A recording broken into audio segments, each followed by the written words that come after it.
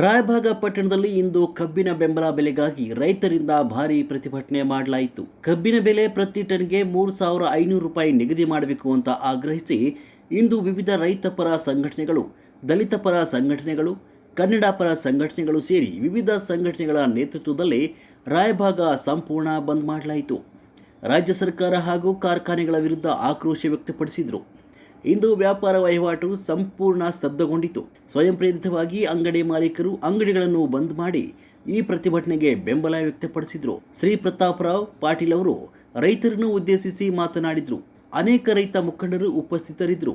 ವರದಿ ವಿದ್ಯಾಧರ್ ಕಮತೆ. ಇವತ್ತಿ 6ನೇ ದಿನ ಆಯ್ತು ರೈತರದನ್ನು ಸೂಕ್ತವಾದ ಬೆಲೆ ಹೋರಾಟ ಮಾಡುತ್ತೀರಿ.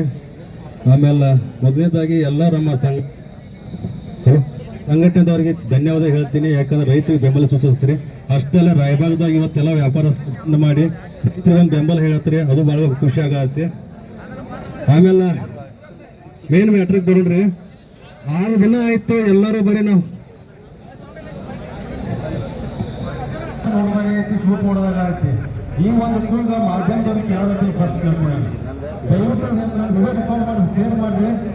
ಈ ನ್ಯೂಸ್ ಚಾನಲ್ ಅವ್ರು ಹೋಗ್ಬಿಟ್ರಿ ಫಸ್ಟ್. ಯಾಕಂದ್ರೆ ದರ್ಶನ್ ಅವ್ರು ಏನು ಮಾಡಿದ್ರು, ಪ್ರತಿದಿನ ಹೋದ್ರು, ಅದು ಮಾಡಿದ್ರು, ಇದು ತೋರಿಸ್ತಾರೆ. ನಮ್ಮ ರೈತರು ಬಿಸಿಲಾಕಂತ ಏನು ಮಾಡಿದ್ರೆ ಗೊತ್ತಾಗುತ್ತೆ ನಿಮಗೆ. ಈ ವಿಡಿಯೋ ಅವ್ರಿಗೆ ಶೇರ್ ಆಗುತ್ತಕ್ಕ ಶೇರ್ ಮಾಡಿದ್ರು. ಓಕೆ. ಆಮೇಲೆ ಫ್ಯಾಕ್ಟ್ರಿಯವ್ರಿಗೆ ಒಂದು ಮಾತು ಕೇಳಕ್ಕೆ ಇಷ್ಟಪಡ್ತೀನಿ. ಮೀಡಿಯಾ ಥ್ರೂ ರೈತರ 1 ಎಕರೆ ಕಬ್ಬ ಬೆಳೆಸ್ಬಿಟ್ರೆ ಏನು ಕಷ್ಟ ಐತೆ ಅನ್ನೋದು ಅವ್ರಿಗೆ ಗೊತ್ತಿರುತ್ತೆ.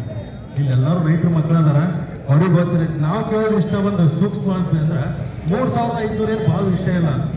ಯಾಕಂದ್ರೆ ನೀವು ಒಂದು ಟನ್ ಕಬ್ಬಿನಿಂದ ಏನು ತಯಾರು ಮಾಡ್ತೀರಿ, ಏನಾಗುತ್ತೆ, ಏನಿಲ್ಲ ಅನ್ನೋದು ಪ್ರತಿಯೊಬ್ಬರೇ ಗೊತ್ತೈತಿ. ಬರೀ ಒಂದು ಜಸ್ಟ್ ಒಂದು ಸಣ್ಣ ಉದಾಹರಣೆ ಎಷ್ಟು ಹೋಗ್ತಂದ್ರೆ 1 ಟನ್ ಕಬ್ಬಿಂದ 1 ಎಕರೆ ಕಬ್ಬಿಂದ 10 ಲೀಟರ್ ಸ್ಪಿರಿಟ್ ಆಯ್ತು. 1 ಟನ್ನಿಂದ 10 ಲೀಟರ್ ಸ್ಪಿರಿಟ್ ತಯಾರಾಗುತ್ತೆ. ಆ ಸ್ಪಿರಿಟ್ ಏನೇನಾಗುತ್ತೆ ಅಂತ ನಿಮ್ಗೆ ಎಲ್ಲರಿಗೂ ಗೊತ್ತೈತಿ. ಬರೀ ಅದಕ್ಕೆ ಏನು ಸ್ಪಿರಿಟ್ ಖರ್ಚು ಮಾಡ್ತಾರೆ ಅದರಿಂದ ಅರ್ಧ ರೊಕ್ಕ ನಮ್ಮ ರೈತರು ಕೊಡಿಸಾಕ ಹೇಳ್ತೀನಿ ನಾನು ನಿಮಗೆ. ಅದಕ್ಕೆ ದಯವಿಟ್ಟು ಆದಷ್ಟು ಜಲ್ದಿ ನಾವು ರೈತರಿಗೆ ಈ ಒಂದು ಕೂದಿನ ಕೇಳ್ರಿ. ಆಮೇಲೆ ಎಲ್ಲ ರಾಜಕಾರಣ ಹೇಳ್ತೀನಿ, ನಾನು ನಿಮಗೂ ಕೇಳ್ತೀನಿ. ನಾನು ಪ್ಲೀಸ್ ಹಿಂಗ ಇದನ್ನ ಮುಂದುವರ್ಸಕ್ಕೆ ಬಿಡಕ್ಕೆ ಹೋಗ್ಬೇಡ್ರಿ. ಯಾಕಂದ್ರೆ ಬರೀ ಇದೊಂದು ತಾಲೂಕು ಲೆವೆಲ್ದಾಗ ಅಷ್ಟು ಕೇಳೋಕೆ ಹೋಗ್ಬೇಡ್ರಿ. ಮುಂದುವರಿತಂದ್ರೆ ವಿಧಾನಸೌಧಕ್ಕೂ ಬರುತ್ತದೆ. ಅದಕ್ಕೋಸ್ಕರ ನಾನು ನಿಮ್ಗಳಿಗೆ ಕೇಳ್ಕೊಳ್ತೀನಿ, ರೈತರು ಬಂದ ಬೆಲೆ ಕೊಡ್ರಿ. ರೈತ ಇದ್ರೆ ಈ ಜಗತ್ತ, ಈ ಪ್ರಪಂಚ ಎಲ್ಲ ಯಾಕಂದ್ರೆ ಇಡೀ ಮಾನವ ಕುಲಕ್ಕೆ ಹೊಟ್ಟೆ ಹಾಕೋ ರೈತ. ಆ ರೈತ ಏನಾದರೂ ಉಳಿಸ್ಕೊಂಡ್ರೆ ಆಮೇಲೆ ಹೊಟ್ಟೆಗೆ ಏನು ತಿನ್ಬೇಕು ನೋಡ್ರಿ. ಅದಕ್ಕೆ ದಯವಿಟ್ಟು ಎಲ್ಲ ಸಪೋರ್ಟ್ ಮಾಡ್ರಿ. ಈ ಆದಷ್ಟು ಜಲ್ದಿ ಇವತ್ತು ಇಂಥ ಆಗಬೇಕಂತ ಅನ್ಕೊಂಡಾರ. ಒಂದು 100 ಆದ್ರೆ ನಾವು ಗೆದ್ದಿದ್ವಿ. 3,000 ಮೇಲೆ 2,000 ಗೆದ್ದಿದ್ವಿ. 3,000 ಮೇಲೆ 300 ಬರ್ತಾರೆ. ನಾವು ನೋಡ್ಕೊಂಡು ಹೋಗ್ತೀವಿ. ಆರಾಮ್ ತೆಪ್ಪಾಕತ್ತೀವಿ. 8 ದಿವಸ ಸ್ಟ್ರೈಕ್ ಮಾಡಕ್ಕೆ ಈಗ ಏನ್ರ ಡಿಕ್ಲೇರ್ ಮಾಡ್ತಾರೆ. DC ಬಂದೇನೋ ಸ್ವಲ್ಪ ಏನೋ ಹೇಳಿ ಹೋಗಿದ್ರು. ಮತ್ತೆ ತಿರುಗಿ 1 ದಿವಸ 2 ದಿವಸದಾಗ ಬಂದು 3,300, 3,400 ಮಹಾರಾಷ್ಟ್ರದಾಗ 3,500 ಸನಿಗೆ ಕೊಡಾಕತ್ತಾರೆ. ತಯಾರಿ ಒಬ್ಬರು 3,500 ಸನಿಗೆ ಕೊಟ್ಟು ರೈತರು ಖುಷಿ. ಅವ್ರ ಫ್ಯಾಕ್ಟ್ರಿ ತಮ್ಮ ಸ್ಟಾರ್ಟ್ ಮಾಡಿದ್ರು. ಕೆಲವೊಂದು ಮಂದಿ ಲೋನ್ ಭಾಳ ಆಗೈತಿ. 3,500 ಯಾಕೆ ಹೋಗಿ ನಾವು ಎಲ್ಲಿದ್ದು ಕೊಡೋನು ಅವ್ರ ತಮ್ಮ ತಕರಾರು ಹೇಳಕತ್ತಾರೆ. ಒಂದು ನಿಂತಿಲ್ಲ ತಗೋರಿ. ನಂದು ರಿಕ್ವೆಸ್ಟ್ ರೈತ ಸಂಘ ಏನು ಮಾಡಾಕ್ತಾರೆ. Thank you. ಯಾರ್ದು ಈ ಥರ ವೈಯಕ್ತಿಕ ಚಿತ್ರ ಹಿಂಸೆ ಮಾಡಿ ಮಾತಾಡಬೇಡ್ರಿ. ಅದರಲ್ಲಿ ಏನೋ ಬಿಲ್ಲು ಹೆಚ್ಚು ಆಗೋದಿಲ್ಲ. ಮತ್ತು ಒಂದು ರೈತರಿಗೆ ಹಾಗೆ ಸಿಗೋದಿಲ್ಲ. ಹಿಂಗಿದ್ದಾಗ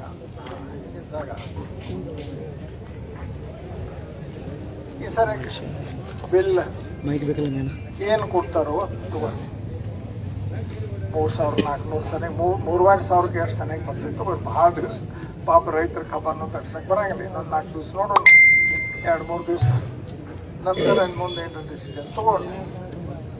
ನಾ ಹೇಳೋದು ಹೊಸದ ಹೇಳಾಕ್ತೇನೆ. ಮಾನ್ಯವ್ರು ಅಂತ ಹೇಳಿ ನೀವು 4,000 ಹ್ಞೂ ಅನ್ನಿಸ್ರು ಜಬರ್ದಸ್ತಿಲಿ ಹ್ಞೂ ಅಂತಾನು. ಏನು ಉಪಯೋಗ? ಕಾಟ ಮತ್ತು ಅಷ್ಟು ಅಡ್ಜಸ್ಟ್ಮೆಂಟ್ ಮಾಡ್ಕೋತಾರೆ. ಅಂತಿಮ ಮತ್ತು ರೈತರು ಹಂಗೆ ಡನ್ ಹೊಳ ಹಚ್ಚಿದ್ದು ಭಾಳ ದಿವ್ಸ ಕಬ್ಬ ಹಚ್ತೀವಿ. ಅದು ನೆಲದಾಗಿಂದ ರಿಕವರಿ ಹೋಗೈತಿ, ತಾಕತ್ತು ಹೊಡೈತಿ. ಮಂತ್ರಿಗೆ ಅದನ್ನೇ ಹೇಳ್ಬೋದು ಹೋಗೋದು. ಅವ್ರ ಕಿಶೆ ತುಂಬ ಅಷ್ಟು ಸ್ಪೀಡ್ಲಿ ಎಲ್ಲ ಕಿಶೆ ತುಂಬ್ತಾವ ಅವರು. ನಾವು ರೈತ ಪಾಪ ಯಾವ ಸರ್ಕಾರ ಯಾವ ಮಂತ್ರಿಗಳು ಈ ಒಂದು ರೈತರು 7 ದಿನಗಳ ಕಾಲ ಅಲ್ಲೆಲ್ಲೇ ಒಂದು ಧರಣಿ ಸತ್ಯಾಗ್ರಹ ಮಾಡಿ ಸಹ ಅವರಿಗೆ ಬೆಲೆ ಕೊಡದೆ ಅಲ್ಲೆಲ್ಲೇ ಮಂತ್ರಿಗಳಾಯ್ತು ಫ್ಯಾಕ್ಟ್ರಿ ಮಾಲಕರ ಯಾರು ಸಹ ಗುರ್ಲಾಪುರಕ್ಕೆ ಬಂದು ಅವರಿಗೆ ಬೆಂಬಲ ಬೆಲೆಯನ್ನು ಸೂಚಿಸಲಿಕ್ಕೆ ತಯಾರಿಲ್ಲ. ಅಂದ್ರೆ ಈಗ ನಾವು ಒಂದು 10-15 ಮಿನಿಟ್ ಅಷ್ಟೇ ನಾವು ಬಿಸಿಲಲ್ಲಿ ಕುಳಿತು ಸಹ ನಮ್ಗೆ ಸಾಕಷ್ಟು ತೊಂದರೆ ಆಗತ್ತೈತಿ. ಅದೇ ರೀತಿ 7 ದಿನಗಳ ಕಾಲ ರೈತರು ಯಾವ ರೀತಿ ಕಷ್ಟ ಅನುಭವಿಸಿದರು ಆ ಫ್ಯಾಕ್ಟ್ರಿ ಮಾಲಕರಿಗೆ ಮತ್ತು ನಮ್ಮ ಸಕ್ಕರೆ ಸಚಿವರಿಗೆ ಸರ್ಕಾರಕ್ಕೆ ಗೊತ್ತಾಗಬೇಕಾಯಿತು. ಆದ್ರೆ ಸಹ ಇನ್ನೂ ಸಹ ಗೊತ್ತಾಗಿಲ್ಲ. ನಿನ್ನೆ ಸಹ ರಾಜ್ಯಾಧ್ಯಕ್ಷರು ಅವರಿಗೆ ಸಾಯಂಕಾಲ 5 ಗಂಟೆ ತನಕ ಡೆಡ್ ಲೈನ್ ಕೊಟ್ಟಿದ್ರು.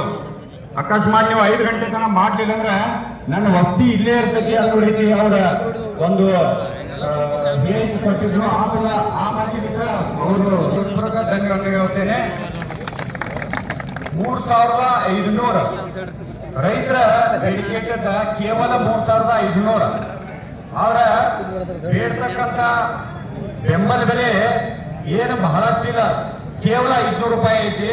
ಆದ್ರೆ ಅದನ್ನೂ ಅವ್ರಿಗೆ ಕೊಡಾಕ ಒಪ್ಪಂಗಿಲ್ಲ. ಅಂದ್ರೆ ಇಲ್ಲೇ ನಾವು ನೋಡ್ಬೋದು ಗುಜರಾತ್ ರಾಜ್ಯದಾಗ ಅವ್ರ್ಯಾರ್ರಿ ಬೆಲೆ ಘೋಷಣೆ ಮಾಡಕ. ಇವತ್ತ ಒಂದು ಚಪ್ಪಲ್ಗೆ MRP ಐತಿ, ಒಂದು ಸ್ಟಾರ್ ಗುಟ್ಕ ಇಲ್ಲಾದ್ರೂ ನಾವು ಬದುಕ್ತೇವಲ್ರ. ಸಿಗರೇಟ್ಗೆ MRP ಐತಿ. ಆದ್ರ ನಮ್ಮ ರೈತ ಬೆಳೆದ ಬೆಳೆಗೆ MRP ಅನ್ನು ಇಲ್ಲ, ಬೆಲೆ ಈ ಮಕ್ಕಳು ನಿಗದಿ ಮಾಡೋದಂತ. ಇವ್ರ್ಯಾರು ಮಕ್ಕಳು ನಿಗದಿ ಮಾಡಕ? ನಮ್ಮ ಬೆಲೆಗೆ ನಾವು ಬೆಳೆಗೆ ನಿಗದಿ ಮಾಡ್ಬೇಕು ಹೊರತಾಗಿ ಇವ್ರು ಯಾರು ಅಲ್ಲ. ಚಪ್ಪಲ್ ಇಲ್ಲಾದ್ರೂ ನಾವು ಬದುಕ್ತೇವಲ್ರಿ. ಆದ್ರೆ ಹಣ್ಣಿಲ್ಲ ಇವತ್ತು ಯಾವ ಜಗತ್ತಿನಾಗಿನ ಒಂದು ಜೀವಿ ಸೂತ ಬದುಕಾಕ ಸಾಧ್ಯ ಇಲ್ಲ. ಅನ್ನದಾತ ಇವತ್ತು ರೋಡಿಗೆ ಬಂದಾನ. ಭಾರತದ ದೇಶದ ಬೆನ್ನೆಲುಬು ಅಂತ ಯಾರು ಕರೆಸ್ಕೊಳ್ತಾರ, ಇವತ್ತು ಆ ಬೆನ್ನೆಲುಬನ್ನ ಫ್ಯಾಕ್ಟ್ರಿ ಮಾಲೀಕರು ಮುರಿಯಾಕತ್ತಾರ. ಬರೀ ಕಬ್ಬು ಅಂದ್ರೆ ಕಬ್ಬು ಅಷ್ಟೇ ಅಲ್ಲ, ಪ್ರತಿಯೊಂದು ಬೆಳೆ ನೋಡಿದೀವ. ರೈತ ಭತ್ತ ಬೆಳಿತಾನ, ಭತ್ತ ಬೆಳೆದ್ಬೇಕ ಅದನ್ನ ಅಕ್ಕಿ ಮಾಡಿ ಮಾಲಕ ಅಕ್ಕಿ ಯಾರು ಮಾಡ್ತಾರಲ್ಲ ಅವು ಕೋಟ್ಯಾಧಿಪತಿ ಆಗತಾನೋ. ಮತ್ತೆ ನಮ್ಮ ರೈತ ಭತ್ತ ಬೆಳೆದ ರೈತ ಮತ್ತೆ ಇವತ್ತು ಬೀದಿ ಮೇಲೆ. ಹೌದಾ ಇಲ್ಲ? ಬರೀ ಕಾಯಿಪಲ್ಯ ವ್ಯವಸ್ಥೆ ಯಾವ ರೀತಿ ಆಗ್ತಾ ಇದೆ ಅಂದ್ರೆ ಕಾಯಿಪಲ್ಯ ಸಾಕತ್ತ ರೇಟ್ ಬೇರೆದವರು ಮಾಡೋರು, ನಾವು ಬುಟ್ಟಿ ತುಂಬ್ಕೊಂಡ್ ಬರೋದ ಈ ಮಕ್ಕಳು ರೇಟ್ ಮಾಡೋರ. ಮೀಡಿಯಾಟ್ರ್ ಈ ಮೀಡಿಯಾಟ್ರನ್ನೆಲ್ಲ ತೆಗೆದು ಹಾಕೋತಕ ನಮ್ಮ ರೈತರು ಯಾವಾಗೂ ನಾವು ಉದ್ಧಾರ ಆಗೋದಿಲ್ಲ. ನಮ್ಮ ರೈತರ ಬೆಳೆಗೆ